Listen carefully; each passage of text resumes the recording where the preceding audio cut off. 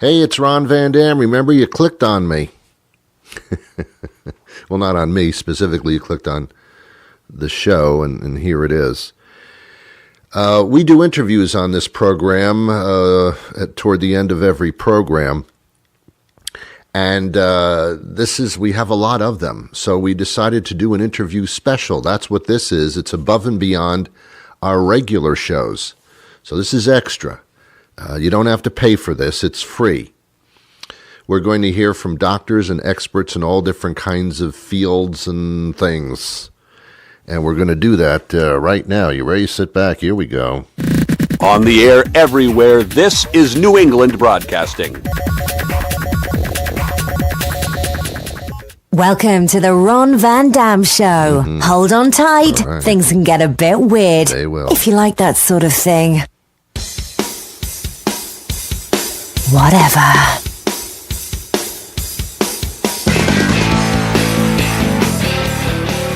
We're going to stand off with Dan Klein, who's with the Pan Foundation. This isn't a foundation that makes pans. This is a foundation where, I don't think you knew this, if you're on Medicare or you need some medical assistance financially, you can't afford things, that foundation actually pulls money together to actually help you out and pay some of your medical costs. Yeah, not so bad at all. Dan Klein joins us. He's the president and CEO of the PAN, which involves a Medicare plan to help prevent avoidable costs. Most people think Medicare is free. That's not the case, is it? No, not at all. Medicare can cost quite a bit, both for the premiums, but importantly for the out-of-pocket costs. So the PAN Foundation, which is short for Patient Access Network Foundation, helps people cover their deductibles, their co-pays, helps them pay for the costs in the coverage gap, or donut hole, as it's sometimes called. Right. And a lot of people on Medicare who are seriously ill, who have cancer or Parkinson's or MS or another serious illness, often need help paying for the out-of-pocket costs of their prescription medications. And particularly at the beginning of the year, that can be a big deal for people on Medicare, because the Medicare benefit resets at the beginning of each calendar year. Okay. So how would you qualify for a financial aid in that sense?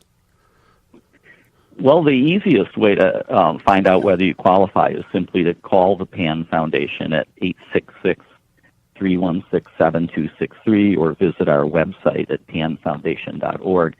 Generally speaking, the eligibility criteria are that you have a serious illness that we cover. We cover about 70 different illnesses, that you're taking one of the medications that's on the formularies for each of these diseases that we cover, that you live in the United States, and that you have an income that's below 500% of federal poverty level.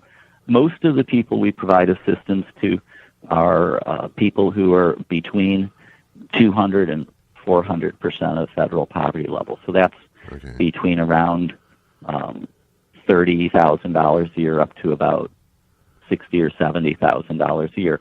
And a lot of people at that income level really struggle, even though they have insurance, to pay for their deductibles and copays. So we're trying to help those people, and we provide grants to well over 100,000 people a year. Are these financial aids expected to be paid back, or is this through the foundation? No, it's a grant, so it's not paid back. It's designed to cover someone's deductibles and copays for a full year of treatment. It's really important for people who have a serious illness to stay on their medication and to take it as their physician has prescribed. So we provide a grant that's intended to help them do that. So no more would someone on Medicare have to say, I can't afford the proper care that I've been prescribed because I just don't have the money, so I can't do it.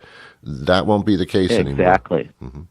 That's exactly right. A lot of people on Medicare either can't start taking a medication, or they skip taking their medication, or they cut their pills in half.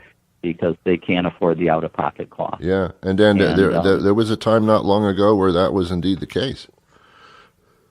It is still the case for many people. So it's important for people who are on Medicare or on another insurance to look for help if they need it. And help is available. A lot of people don't realize that PAN and other charities are available to help with these costs. Wow. And it's easy to do. So, again, you can call PAN at 866-316-7263 or visit our website at panfoundation.org. You know, I do thousands of interviews a year. I very rarely hear a phone number. And I'll tell you why I think that's important is because seniors aren't always app-friendly. They can't navigate the Internet, open up Internet accounts to find things out. I mean, you can, but some of them just really can't because they just didn't do it all their lives. And they feel very stymied. Absolutely right. Yeah. So that's absolutely right. Yeah. About half of the people who come to us come through our phone, and the other half do come through our website. Yeah. But again, we're providing grants to well over 100,000 people a year, so it's important that they know the phone number and can reach us. Okay, let's do the phone number one more time slowly, and again the website for those that have the ability. Okay, it's 866-316-7263, and our website is panfoundation.org, all one word, panfoundation.org, and people can visit the website or call us, and we can tell them whether we can help them with their out-of-pocket costs. There you go. No more need be said. It's there for you. Thank you so much, Dan. Important information. I appreciate it. Okay, well, thanks for having me. Thank you. Bye-bye. Bye-bye.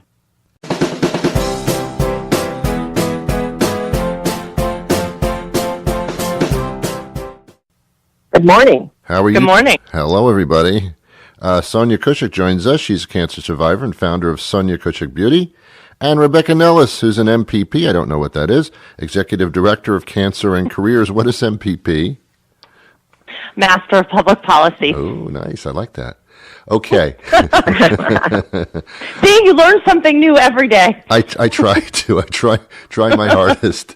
We're talking about the workplace and cancer survivors, people who are diagnosed in various levels and types, and how they keep on going. Why is conversation about the workplace so important?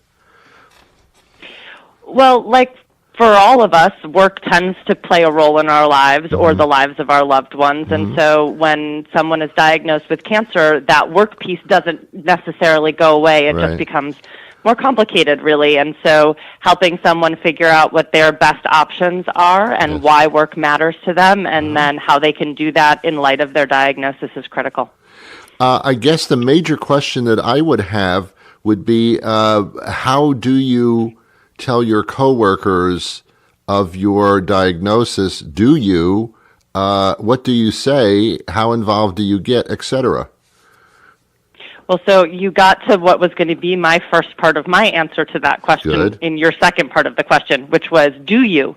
So that's a really big question. And people who are diagnosed find themselves giving a lot of thought to whether or not they're going to share this information at work, be it coworkers or their supervisor or HR. And so for every person, that's going to be a different equation because everybody's workplace and their role within that workplace looks a little bit different. And so what's important to us at Cancer and Careers is that a person has the tools to think that through and figure out what benefits would come from disclosing and also what concerns they have about it so they can be strategic in thinking it through. Yeah, most people probably don't want to be treated any differently.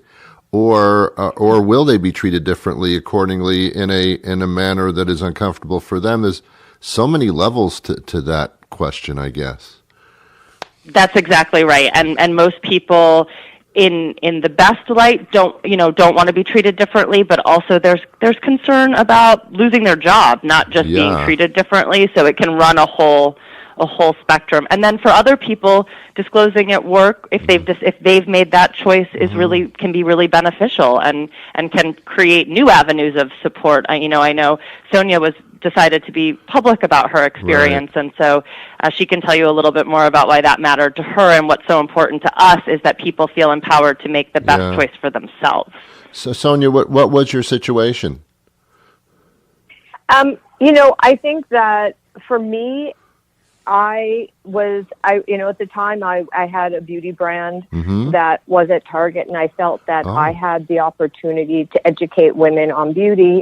And after my diagnosis with cancer, that I felt I could take that and make it positive for myself, and help educate women on breast cancer and what I knew and what my journey was and how I dealt with it. But it is quite personal because, everybody deals with it differently. I've spoken to many women that do not want to discuss it, don't want to talk about it, hold it in a very private way. But I think one of the really interesting things that I've learned through Cancer and Careers as well is that when receiving a cancer diagnosis, the first question is, will I die? And the second question is, can I work? Because everybody needs the financial. So I think that's the importance of, what Cancer and Careers does in the workworkplace, that it is the number two question asked, on a cancer diagnosis. Yeah. But yet publicly, this is the first time I've heard of, obviously that's a consideration, but I publicly never discussed that or thought that through, which I guess is quite interesting. And I guess in the workplace, you develop friendships and relationships.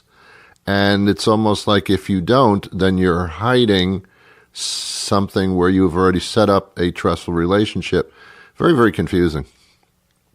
It is. It can be a real challenge because some people are very open at work, and so to suddenly not share this enormous thing that's happening to them would be totally foreign, whereas other people are a little more reserved or private or wouldn't think to share something far less significant than this, so why would they share this? And so I think it tends to be a spectrum, and it's not an all or nothing equation. I understand all of that. Yeah, very, very interesting.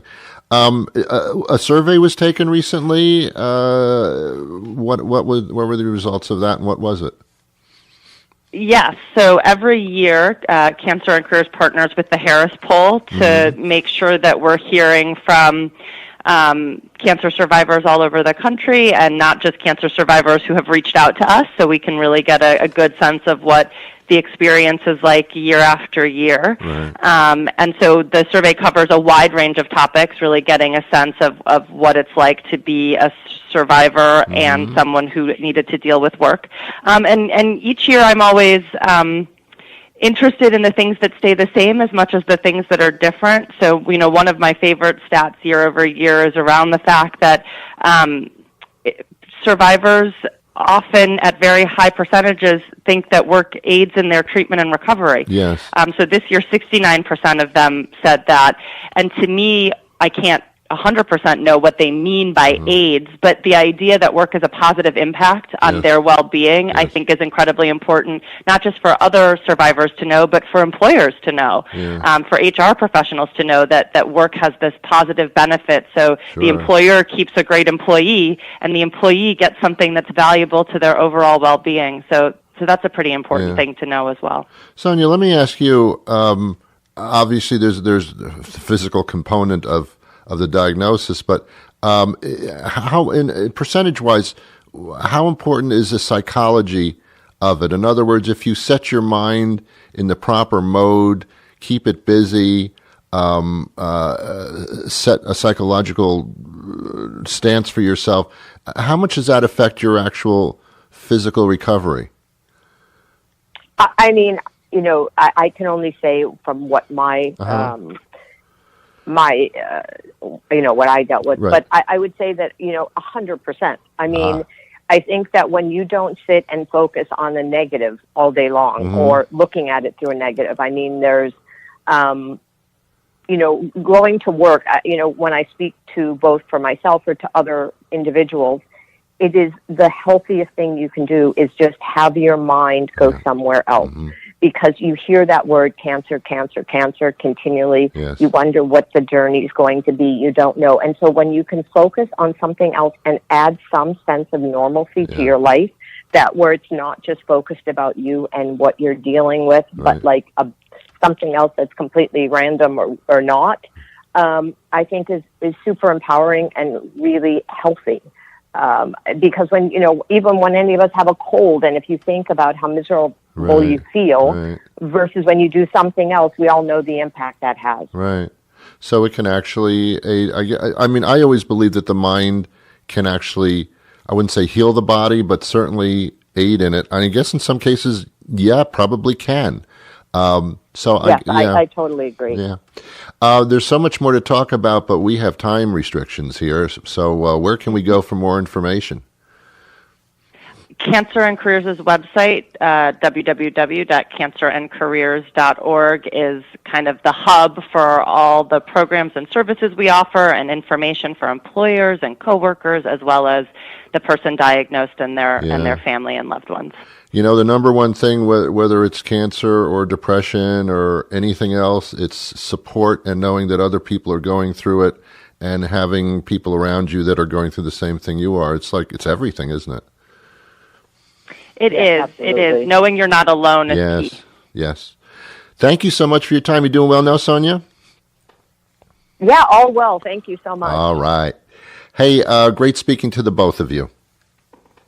Thank you so much. Okay. Bye-bye. Bye.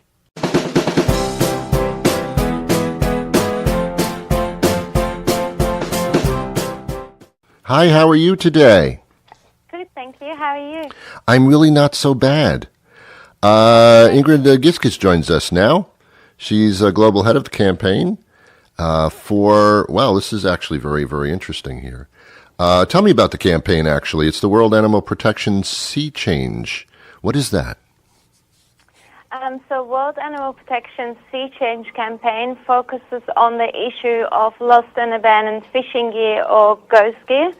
So annually, about 800,000 tons of fishing gear get lost or abandoned in our oceans, and that figure is actually from 2009, so it's likely that much, much more fishing gear is ending up our oceans today. Right. So World Animal Protection Sea Change campaign focuses on reducing, removing, and recycling fishing gear and tackle the problem across the 3 R's, as we call them. Yeah. Is there one country that is usually more dumping junk or losing junk than other countries? So first of all, lost or abandoned fishing gear ends up in our ocean, mostly unintentionally. So the main cause of fishing gear ending up in our ocean is adverse weather conditions or bad fishing gear practices. There's only a very small percentage that ends up in our oceans because of illegal dumping. Fishing gear and ghost gear is a global problem and requiring a global solution. So our oceans don't have any borders. So, for example, fishing gear that might be lost or abandoned in Indonesia can end up in Australia, and the same goes for the US. So there's not one particular country where we would say is the key problem really. There's a number of countries that can do better and can do more, including in the US. And so, we don't like to really finger point because we feel everyone should be part of the solution. And as you say, the majority of it is by accident. Mm-hmm. Okay. Yes, that's correct. All right. As opposed to countries dumping their garbage into the oceans, that's not by accident. No, obviously, sometimes fishing gear is dumped intentionally in the ocean, and mostly that's linked to illegal fishing. So, for example, when fishermen don't have a license to fish, they also don't have access to disposal facilities on shore. So what they will do is dump it in the ocean, or also if they're being chased by authorities, they will abandon their gear to evade capture. Often they also fish at night, which also makes it more likely for them to lose gear. So all of these factors can contribute to them intentionally discarding or dumping gear at sea. But again, the majority of gear ending up in our ocean doesn't happen through that way. It's only a very small percentage. Ingrid, what exactly is the gear? I mean, I know, is it fishing poles, nets, that kind of thing? Yeah, so anything really. When I say the 800,000 tons figure, I'm referring to nets, pots, traps, hooks, lines, recreational fishing gear, anything really that is used to catch fish. Okay, which is different than entire ships going down, where I understand, I mean, I could be wrong, but that can actually be a harbor for sea life to actually exist off of sunken ships. Is that right? Yeah, that's correct. That's a really interesting fact, actually.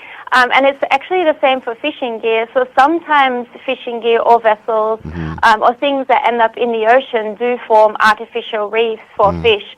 And so, for example, when we look at removing fishing gear, which is something that we do quite frequently as part of the campaign, we always have to assess that removing the gear actually is better than leaving the gear in the ocean. For example, an interesting project in Vanuatu that we did recently was where we were assessing a lost net on a coral reef. So we had to make sure that actually removing the net was more beneficial for our oceans and our ocean's life than leaving the net and potentially damaging sensitive habitats. So it's always a consideration that we have to make before we remove fishing gear. Okay. So to do that, you probably need the public's help. Yes, we do, definitely. So there's 3 things that people can do to help our campaign. First of all, is really learning more about the issue of ghost gear, because what we really like to see is industry and government take action and become part of the solution. So the more people know about the issue and speak out about the issue, the louder our voice of change will be. And to learn more, you can visit our website, worldanimalprotection.us, to learn a bit more about the campaign. Secondly, what you can do is making sure that you're a responsible consumer and that you buy sustainable seafood. And doing that, you can look out for sustainability labels on seafood, such as the Marine Stewardship Council label, MSC, Friend of the Sea label, or Seafood Watch, where you can learn about which labels take ghost gear and gear loss prevention into account when they certify their fisheries. And thirdly, is really continuing to support the work of World Animal Protection so that we can continue to fight against ghost gear. Okay. This seafood thing there, is that printed on cans and on products?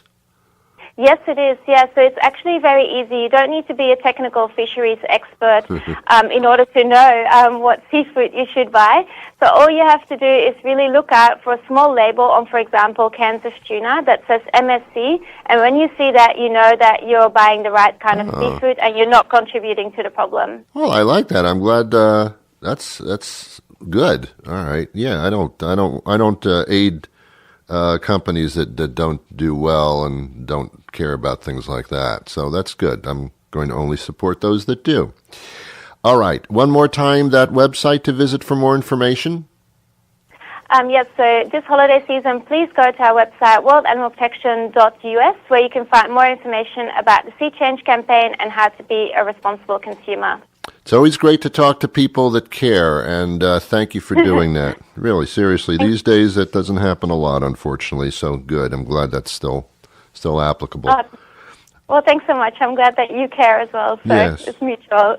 Wonderful. Ingrid, thank you so much today. Thank you, Ron. All right, bye-bye. Bye.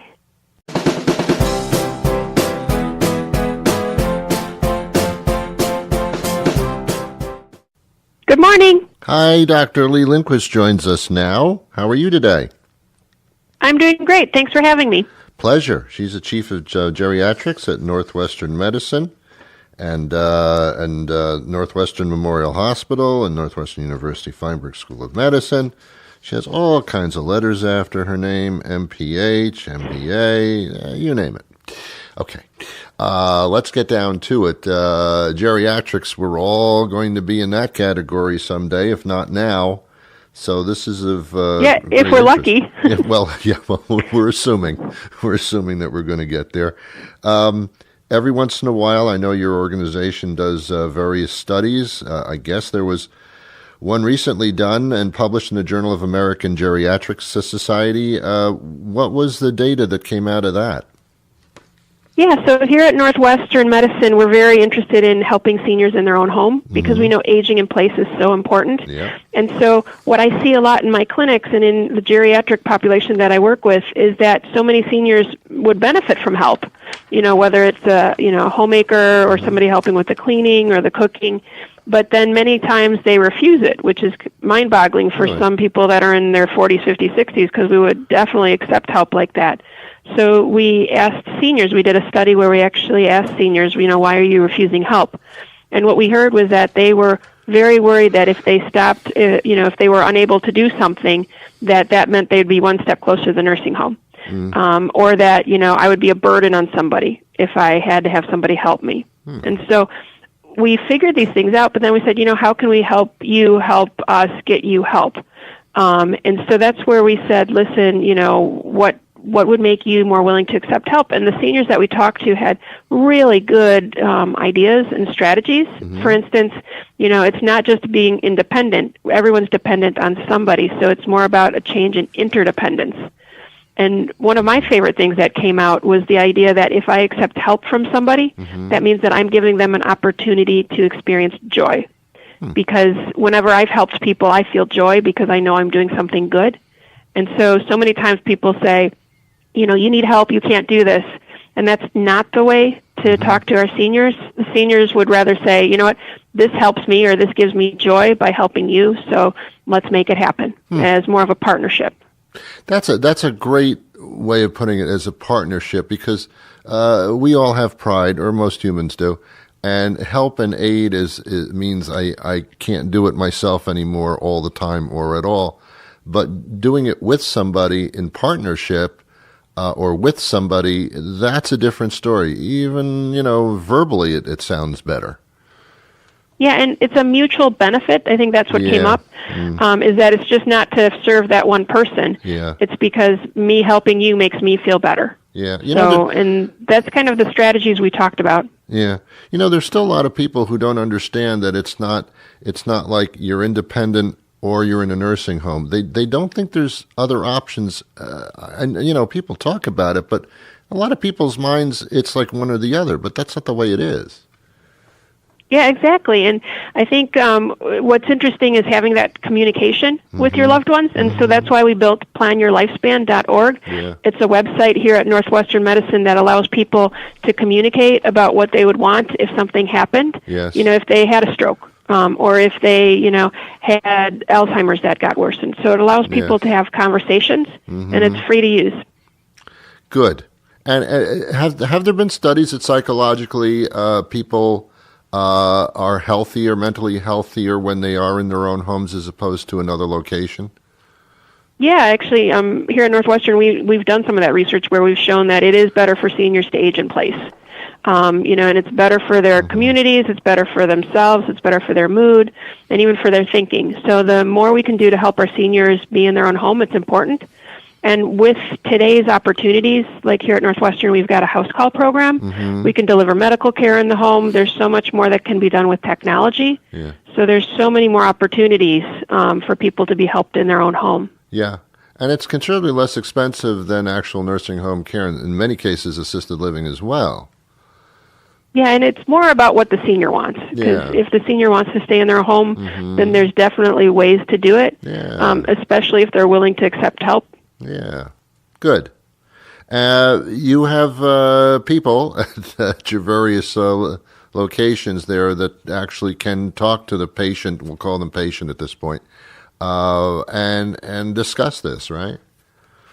Yeah, and so being a geriatrician here at Northwestern Medicine, if you haven't seen a geriatrician, it's a great opportunity to have these kind of conversations, especially if the family comes with a senior and we discuss what's going to happen down the road, or this is kind of where your thinking is and this is what sort of support you'll need. So it's a great kind of objective way of looping in the medical team. Hey, everybody needs support. I can't even do my taxes by myself, and I admit it, and I can't. Yeah, it's interdependence. It is. I mean, I have trouble talking to certain people that I don't get along with. I admit that. So, there you go.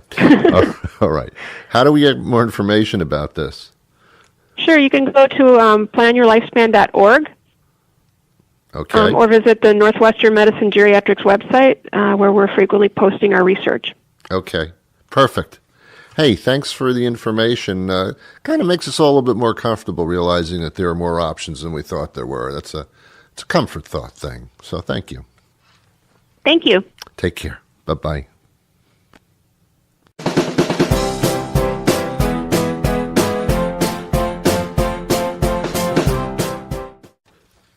Ron. Hi, Ron. Hello, everybody. Dr. Anna Pavlick joins us now, and also Gary Larrabee.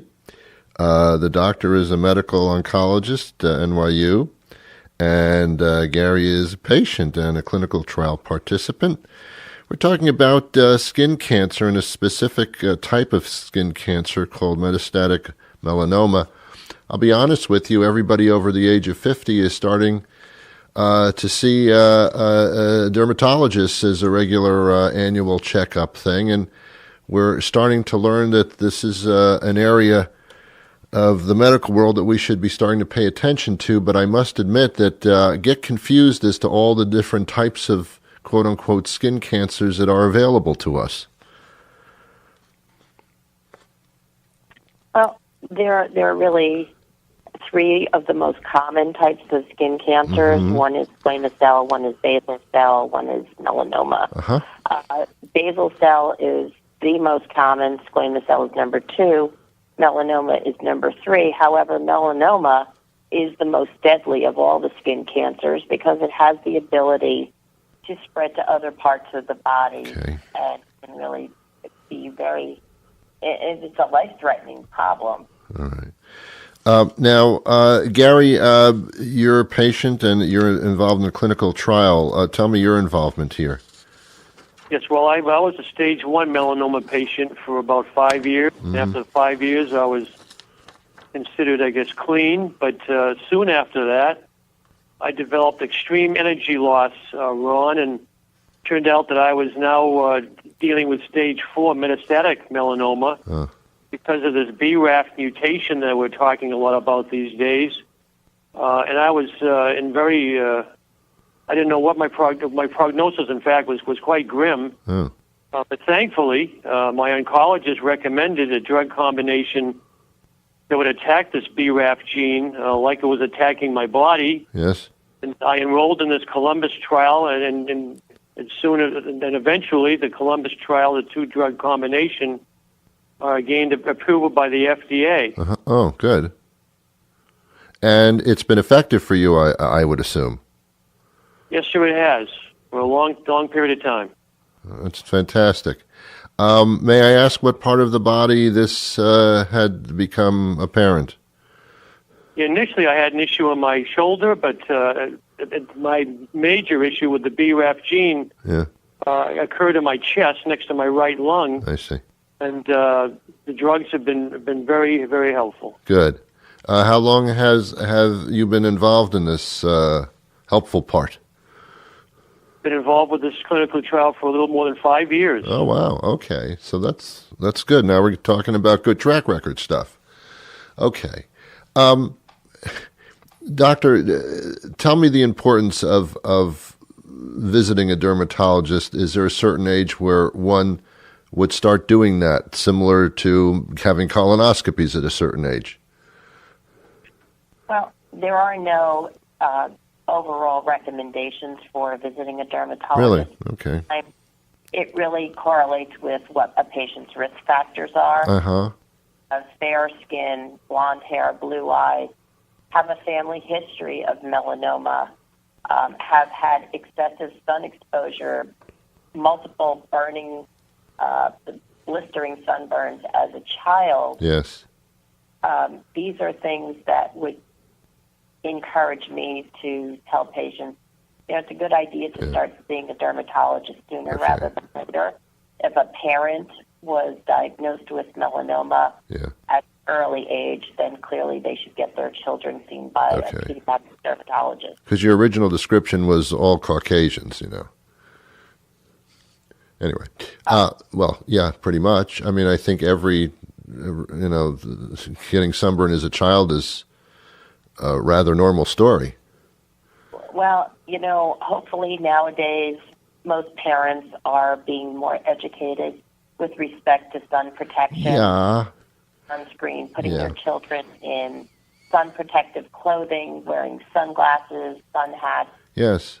So I think nowadays children are better protected, but not all. And again, there are still people who will go to the beach, lay on the beach, get a tan, But even more frightening, I think, is use of tanning salon. Oh my God! Yes. With the intensity of the use of radiation that patients expose themselves to. Well, that's like smoking cartons of cigarettes. I mean, it's the same risk that you're taking, and if you're not smart enough to figure that out, then you have to be told, I suppose. But I went through an episode myself, which was startling to me. I was told, it was something that was removable, but at the same time, I said, well, how did I get this? And they said, well, you probably, when you were a child, like 5 years old, 3 years old, you were exposed to the sun too much. And it was like all the way back then, that manifests itself now in my later years. I said, yeah, that's what happens. I thought, wow, that's shocking. Yeah, because you got to remember when you're young, your DNA is rapidly dividing. Wow. Because growing, and you're exposing growing cells to excessive UV radiation. Yes. And so the damage that occurs happens when you're younger, but the outcome of that damage presents itself later. Yeah, yes, very much later. Yes, no question about it. Gary, may I ask your age? I am 69. Okay. The symptoms that you had are not unlike a person who is growing older and starts to slow down and starts to get tired as a normal course of physiology. So how did you know the difference? Well, I just got up one morning and went to work, and all of a sudden, it did hit me like a ton of bricks in the face. Oh. And I had no energy, and I couldn't walk up a short flight of stairs. Oh, okay. So that's extreme. And it was extreme, and we took it from there, thankfully, and here I am today. Wow. Okay, doctor, what is the message? What are we throwing out here as a result? I mean, this is not common, but it's not rare either. What should we be doing?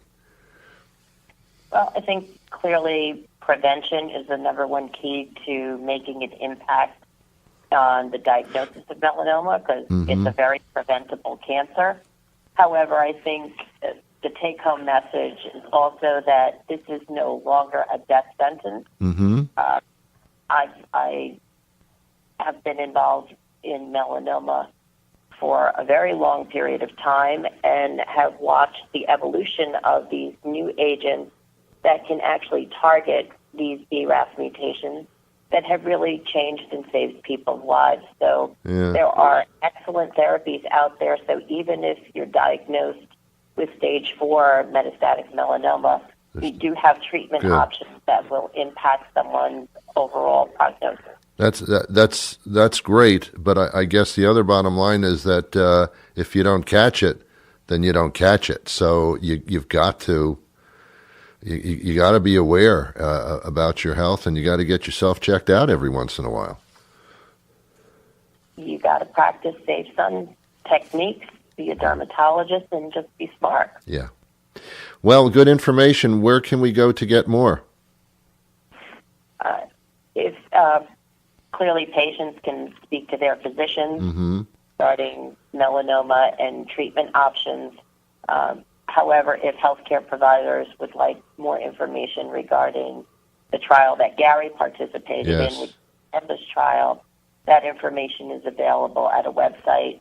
It's www.tovi2.com. Okay. Patient education is important, because here's a situation where if you went to your doctor dermatologist and mentioned this, then you're doing your part. If you fail to mention it or are aware of something like that, then there may be an option that gets passed up. So that's also very important as well. Gary, you're doing well. I'm happy about that. Thank you so much for informing us about this. Thank you. Okay. Both of you, please take care. Thank you.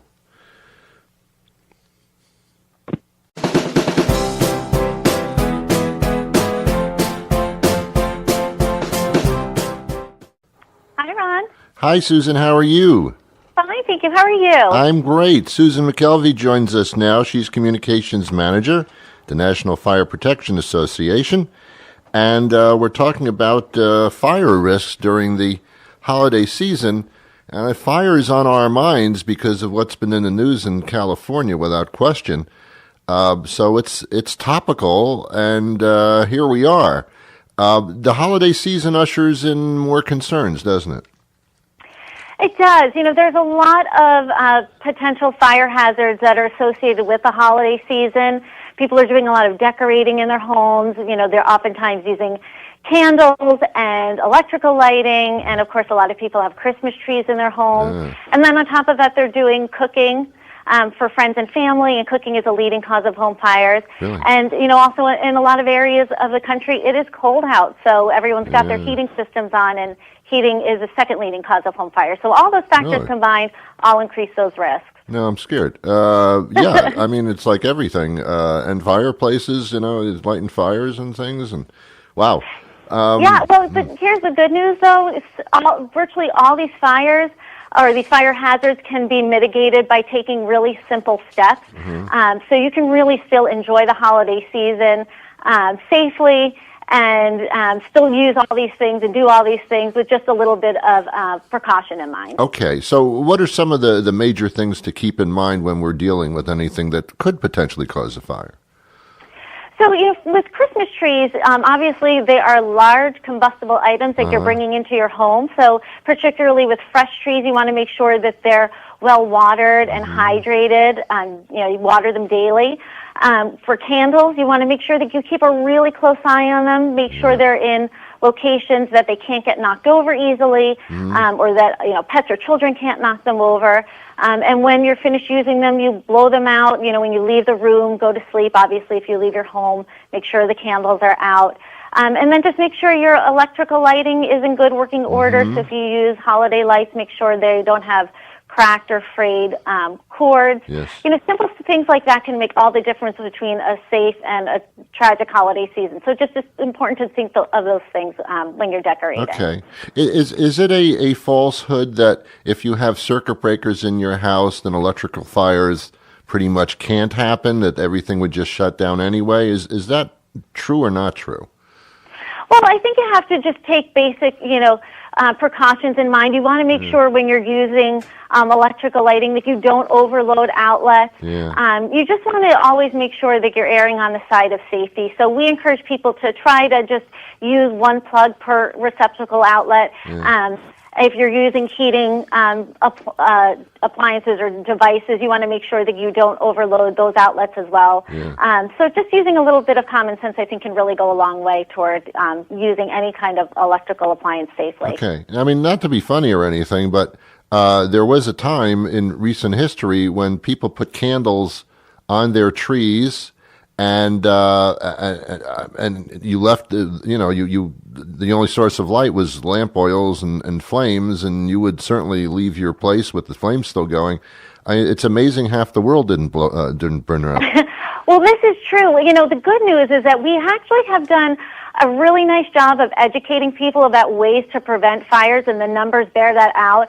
The number of home fires has been steadily declining over the years, so that's the good news. But fires still do happen, so we know we still have more work to do in educating people. Fortunately, I think we've come a long way since putting candles on trees. I think hopefully we've done our job in making sure people know that's not a good idea. Yeah.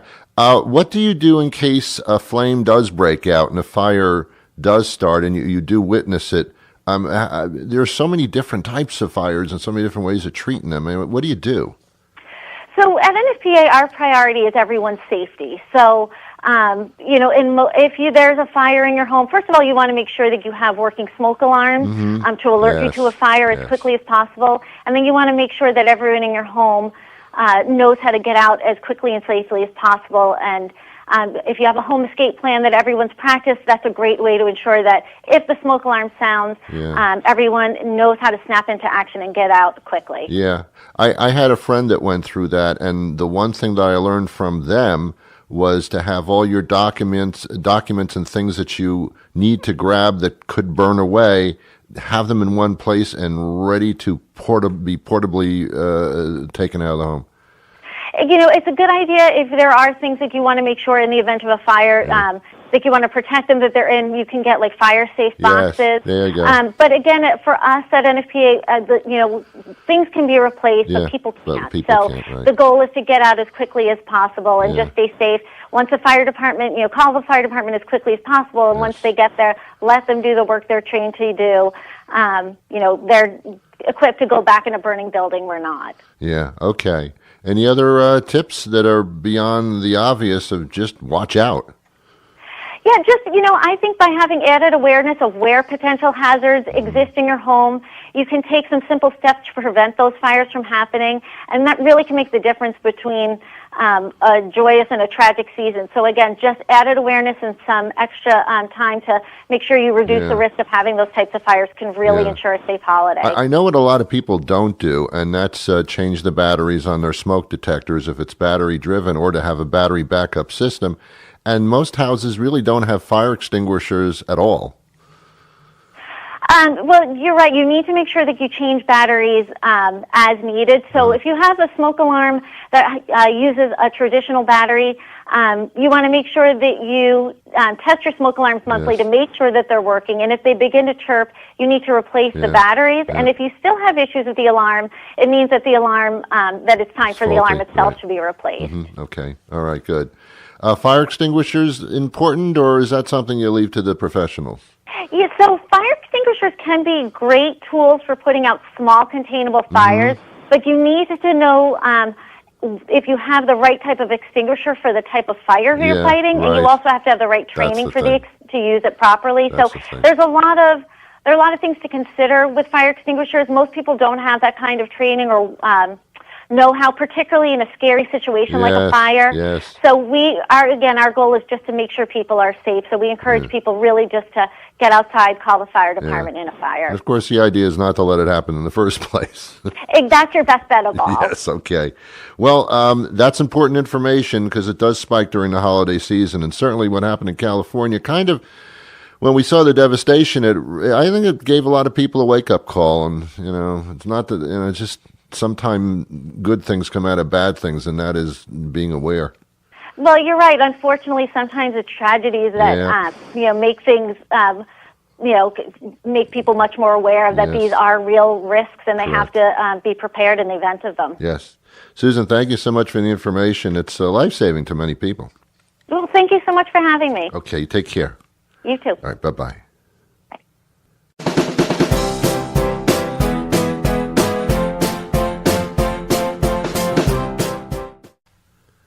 Hello.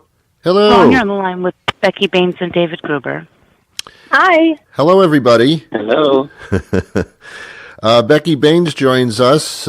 She's been with us many times before. She's Vice President and Editorial Director of National Geographic Kids, which is a series that we follow here on this program.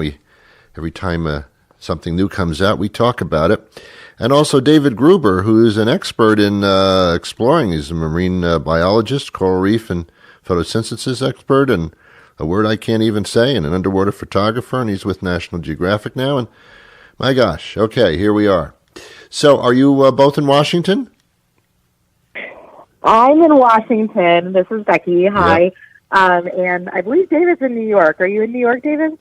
Yeah, this is David Gruber. I'm in New York City. Okay, and I'm in Boston. This is like the Bermuda Triangle, kind of. Well, yeah. All right, okay. National Geographic Kids are just incredible. We're all familiar with National Geographic. Some people may not be familiar that there's a whole series that's geared more toward the kid age. But as I've told you many times before, Becky, there's no distinction for me. I'm they're both the same. I learned just as much from everything. We're talking about David, with your background, I guess. We talk about space exploration all the time, but we don't as frequently talk about a whole nother frontier that's actually on this planet. Exactly. I mean, I think about as we explore Mars and as we send these probes out there. I mean, space exploration is completely fascinating. But I always think about, what would it be like if we found something like a sperm whale on another planet? Like, we would go absolutely crazy. But yet we have these animals right here, and we barely know about them. So there's just so many mysteries to explore in the ocean.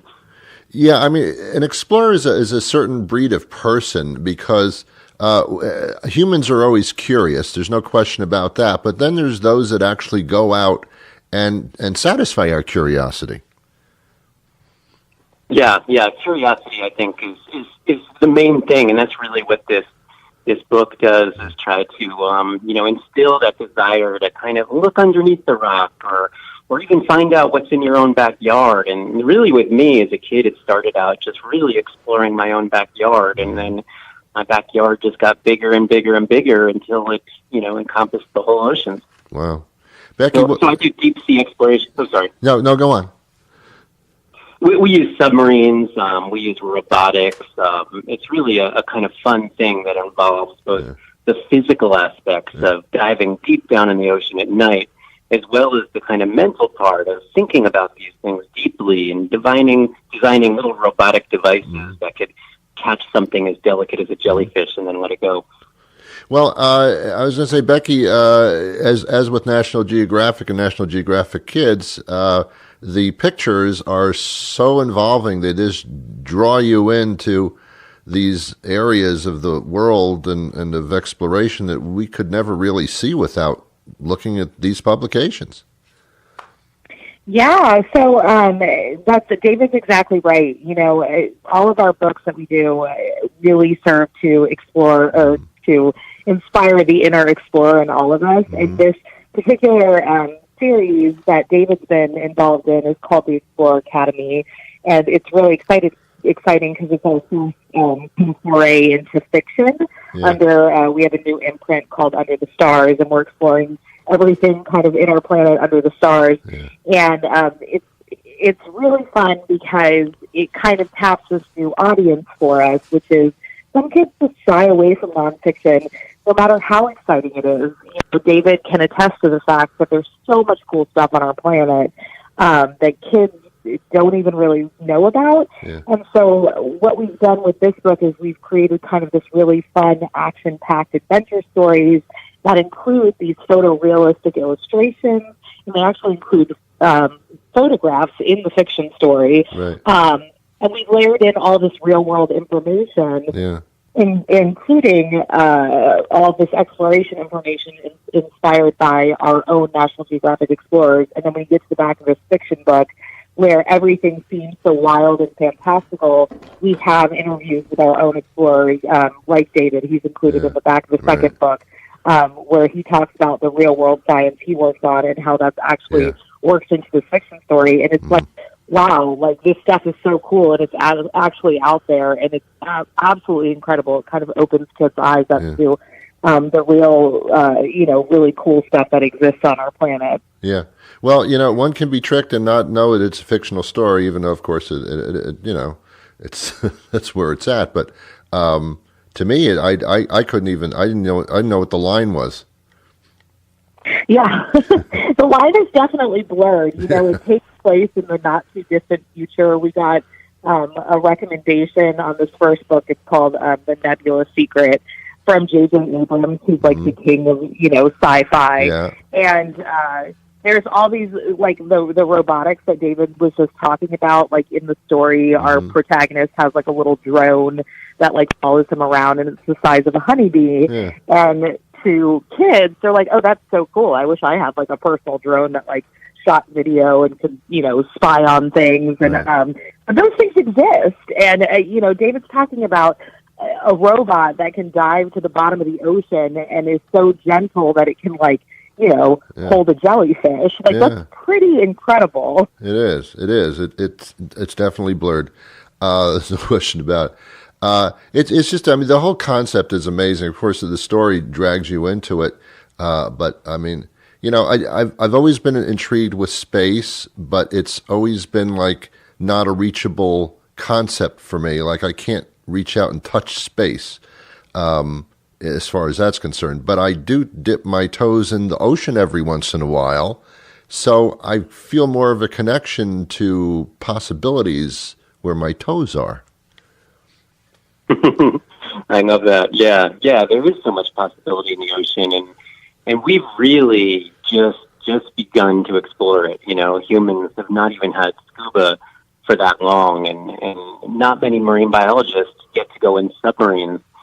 So for me, it's like world upon world upon worlds, like just keeps going deeper and deeper. And you know, how many cool things we could learn, and that's kind of the ideas we want to get across in this book, is just how much there is left to explore on this planet. So let's talk about Explorer Academy, Becky. This is a series? Yes, this is a series. So the first book, called Explorer Academy and Nebula Secret, came out September, and the second book is out in March, called The Falcon's Feather. But this holiday season, if you have any fiction readers, if you have any kids who are reluctant readers, it's a really thrilling, fast-paced adventure story. It's got secrets and codes hidden throughout. But what's really fun for us is that it's based on kind of this fictionalized National Geographic. There's an organization called the Society that's kind of at the world's leading organization for exploration and research. They're on the forefront of all these like major breakthroughs and things like that. But they have a school called the Explorer Academy, and every year they invite 24 kids across the globe to come train at the school. And our hero's name is Cruz. He's 13, and he's from Hawaii. Super smart kid. He gets an invitation to attend the Explorer Academy. But we quickly learn that he's a bit of a legacy. His mom was actually one of the top scientists at the Society before she died in a mysterious lab accident when he was a little kid. But, of course, no sooner does he arrive that he discovers there's a little bit more to the story, and it may not have been an accident after all. And not only that, but she left behind a puzzle that he actually needs to put together the pieces of and solve. And the coolest thing about this school is that it's not like an actual, there's no, like, you know, castle or Hogwarts they go to. It actually takes place on a ship that travels the world. And so they're going on these expeditions with explorers. There's all types of like different professors that are inspired by our own explorers. So they're out doing, you know, archaeological digs. They're doing dives. And so you get to learn about what explorers in the field do. But the whole time, Cruz is kind of following these clues that his mom left for him and putting together pieces of this puzzle. And so it's just a really, really fun story. Is there a companion where we can actually see some of the underwater exploration that takes place for real? David, do you want to answer about some of the content that you have? Yeah, I mean, definitely a lot of my work you know, ends up on National Geographic, and we've got this this site called Luminescent Labs where we post our things. And right now we have an exhibit at the American Museum of Natural History called Unseen Oceans, where we get across some of the new discoveries we've been finding on how fish see and hidden worlds of getting behind animal eyes. So we now have the technology to kind of like use some of our new inventions to kind of like get behind a shark. I designed a shark eye camera and then swam with sharks so I can see the world from their perspective. So yeah, there's probably just National Geographic, the American Museum of Natural History are great places. Becky, when we usually talk, we usually have the big illustrated true stuff that's going on. Is this the first departure for National Geographic Kids to where it's an actual book, an actual novel?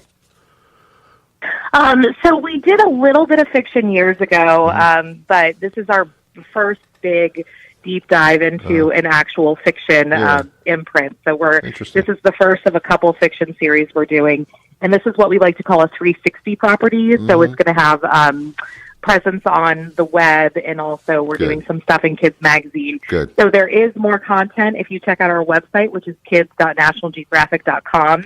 You can find the Explorer Academy there. There's all sorts of games and codes that kids can break. There are some videos. We've done some videos with our explorers, so you can learn a little bit more about the real life explorers there as well. So it's a great tool to get kids interested in this type of content, and it just really sparks, you know, a light bulb might go off for some kids about some of the stuff that's really out there. And of course, we bring National Geographic initiatives, and there's conservation efforts. There's you know, all sorts of, you know, information about endangered animals, things like that. So, you know, we want kids to be aware of what's going on in the world in a way that's exciting for them and fun. And I think that this series is just kind of really hits the nail on the head. Yeah, what hit me right away was, you know, National Geographic magazine style, very engaging, but I think it's still important for a child to read. And when they're reading something that they're really into, they read more voraciously, and it's just a good exercise for a developing mind to actually sit down and read a novel. So I think this is a very interesting idea and direction every once in a while. What is the target age group? The target for this is 8 to 12, but of course, you know, we like to think it extends across a couple different age ranges, and you know, everybody at work is really obsessed with this series, so I think that adults would like it too. Okay, yeah, and we'll wait for the motion picture. So, yes, of course. Right, of course. Starring David Gruber. Well, yes, and Becky, you're probably in it too. I don't know. Maybe you can take a role there. Well, I'd like to pitch myself. Okay. All right, one more time, some general websites that we can do. The book is Explorer Academy, The Nebula Secret. That's available everywhere, I would assume. And how do we hook up with the whole National Geographic experience? So our website is kids.nationalgeographic.com. And when you get there, you'll find a tab to click on the Explorer Academy. And I'll let David give you his website information one more time as well. Yes. Yeah, well, they just did a really great video called Marine Biologist's Best Job Ever, which on Nat Geo Kids, which profiles some of my works. And I put my stuff on a site called Luminescent Labs, really just an Instagram account. Beautiful. The Nebula Secret, National Geographic Kids, Explorer Academy. Thank you so much to the both of you. Good to talk to you. Thank you for having us on. Okay, take care. Bye-bye. Bye-bye. There you have it, ladies and gentlemen. Full of information, huh? I hope it was of some interest or value to you. I'm sure it was somewhere along the line. Hey, we'll be back next time with a brand new show. This was extra. Again, no charge. Usually it's $10,000 per episode, but this was no charge. Have yourselves a wonderful day. I wish you peace. Knowledge is everything.